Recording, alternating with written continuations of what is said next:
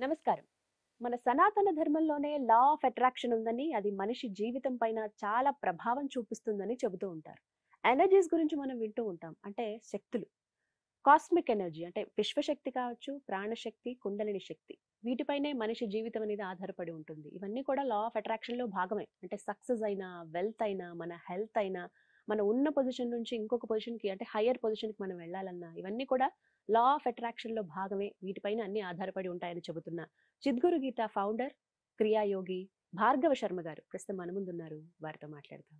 గురుగారు నమస్కారం అండి. నమస్కారం అండి. లా ఆఫ్ అట్రాక్షన్, ఎఫ్ఆర్ఎస్ పద్ధతి ఇది మీరు మాట్లాడుతూ ఉన్నారు. అయితే ఇందులో భాగంగా చాలా మంది నేర్చుకుంటూ ఉన్నారు. సక్సెస్ అయిన వాళ్ళు కూడా చాలా మంది ఉన్నారు. అవును. అందులో భాగంగా ఎడ్యుకేషన్ గురించి కొంతమంది క్వశ్చన్ అడిగారండి నన్ను. అమ్మ.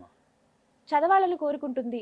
చదువుతారు కూడా. అవును. కానీ ఎగ్జామ్ టైమ్ వచ్చేటప్పటికి అన్నీ మర్చిపోవడమో, లేకపోతే ఏవో సందర్భాలు ఎదురవ్వడం, వాళ్ళ రకరకాల అవును. పరిస్థితుల్లో అవును. సక్సెస్ అవ్వలేకపోవడం. అవును. ఇంత మంచిగా చదివే వాళ్ళు తర్వాత చదవడం మానేసారు. మొద్దుల్లా తయారయ్యారు. ఇలా చాలా మంది పేరెంట్స్ కంప్లెయింట్ అవును. ఉంటుంది. అవును. ఈ లా ఆఫ్ అట్రాక్షన్‌లో ఎడ్యుకేషన్ పాత్ర ఏంటి? అవును. నిజంగా సక్సెస్ అవుతారా? అవును. ఎడ్యుకేషన్ అట్రాక్ట్ చేయగలుగుతారా? ఆ క్లాసెస్ ఎలా ఉంటాయి? వీటి అవును. గురించి వివరించండి. అమ్మ. విద్యార్థిలో ముందుగా కావాల్సిందేందంటే ఆత్మవిశ్వాసం. హ్మ్.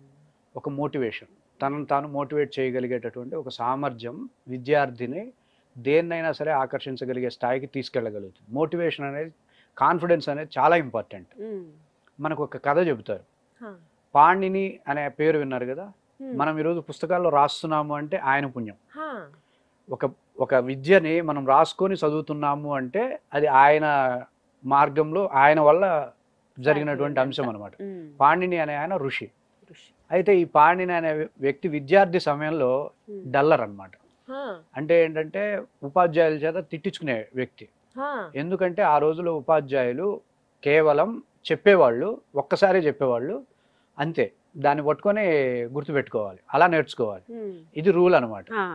ఈయనకి ఒకసారి చెప్తే ఏకసంతాగ్రాహి కాదు, ద్విసంతాగ్రాహి. హ్మ్. రెండోసారి చెప్తే గుర్తుంటాయి. ఆహా! రెండోసారి అడగడానికి వీలుండదు. ఆ! మీకు ఒకసారి ఆ మాత్రం. రోజుల్లో ఎడ్యుకేషన్ ఎలా ఉంటుందంటే ఇట్లా ముఖాముఖి ఉండదు. హ్మ్. గురువు ముందు తెరగడతారు. ఆ! నలంద ఇట్లాంటి విశ్వవిద్యాలయాల్లో ఎడ్యుకేషన్ ఎలా ఉంటుందంటే గురువుని ముఖాముఖి చూడడానికి వీలుండదు. ఆహా! తెరగడితే తెర వెనుక గురువు చెప్పేసి వెళ్ళిపోతాడు. ఆ! దాన్ని అలా ముందు కూర్చొని అలా శ్రవణం చేయగలగాలి. అందుకే శ్రవణం ఓహ్! చేయండి అంటారు. ఓహ్! సో ఇంత కఠినమైనటువంటి ఎడ్యుకేషన్ వ్యవస్థ మనకుండేది. హ్మ్. ఆ టైంలో ఆయన అలా ఒక్కసారి వినలేకపోయేసరికి ఇంటికెళ్ళలేక, ఇక్కడ ఉండలేక పారిపోయాడు. ఆ! అడవిలో పారిపోతే ఒక బావి దగ్గర ఆడవాళ్ళు హ్మ్. బిందెతో నీళ్లు పడుతూ ఉంటే, ఆ హ్మ్. నీటి బొట్లకి హ్మ్. ఆ రంధ్రాలు పడతాయి రాతి బండల మీద. ఆ! అది చూసి తను మోటివేట్ అవుతాడు. ఆ! చిన్న నీటి బొట్టు ఆ! రాతి బండని కరిగించింది. హ్మ్. రంధ్రాలు పడేలా చేసింది. హ్మ్. నేనెందుకు కరగను? హ్మ్. నేనెందుకు మారను? అబ్బా! అనేటటువంటి ఒక మోటివేషన్‌తో ఆ! నేను ఎట్లాగైనా సరే మారాలని ఒక తపస్సు చేస్తే ఆ! అయ్యూన్ రులుక్ ఏవోన్ అయ్యౌచ్ హయవరట్లన్ యమగణనం జభై గడదశ్ జబగడదశ్ కపచటతా చటతౌ కపై శసహల్ ఇది మాహేశ్వరాణి సూత్రాణ్యనాది సంజ్ఞార్థాని అని చెప్పి హ్మ్. భాషకి అక్షరాలని మొట్టమొదట రాశాడు. ఓహ్! ఆయన. ఆ! ఇంగ్లీష్ గాని, హిందీకి గాని, తమిళ్ అన్ని భాషలకి ఇవే అక్షరాలు. ఆ! అయ్యూన్ రులుక్ అనేవి. హ్మ్. మహేశ్వరుడి యొక్క డంకానాదంలాగా ఉంటాయి. ఆ! అందుకని మాహేశ్వర సూత్రాలు అంటారు వీటిని. హ్మ్. సో అట్లా వ్యాకరణం రాసినటువంటి ఆ వ్యక్తి కూడా ముందు ఉండాల్సింది కాన్ఫిడెన్స్.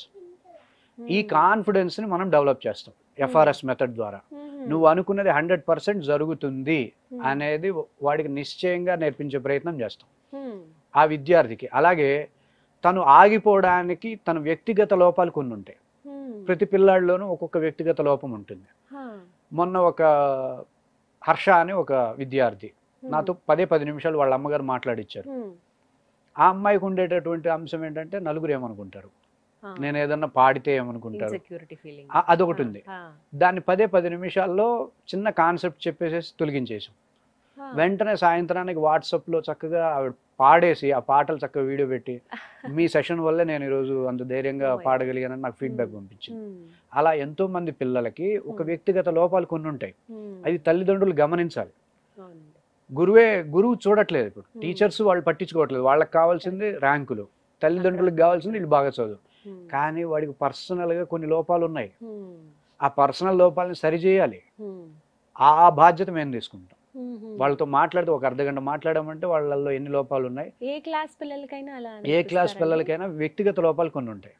ఆ వ్యక్తిగత లోపాలే వాళ్ళకి స్ట్రెస్ గురి చేసేలాగా. జ్ఞాపక శక్తి, అందరికీ జ్ఞాపక శక్తి ఉంటుంది. 100% జ్ఞాపక శక్తి లేమి అనేది రోగం కాదు. బుద్ధికి సహజంగా తనకు అనవసరమైన మర్చిపోవడం అనేది దానికి ఉంటుంది. మనకి కాన్షియస్లు 3 రకాల కాన్షియస్లు ఉంటాయి. Conscious, subconscious, soul conscious, మీకు తెలిసినవే. అనవసరమైనవి ఎందుకు గుర్తుంచుకుంటాం అనే దాన్ని కాన్షియస్లో పెట్టుకుంటుంది. మొహాలు, ముక్కులు, వాడి మొహం మనకు తెలియదు అనుకోండి, వాడి మొహం అవసరం లేదు, మర్చిపోతుంది కాన్షియస్. అయితే మనకు కంపల్సరీ కావాలి అనేదాన్ని సబ్ కాన్షియస్లో రిజిస్టర్ చేసుకుంటుంది.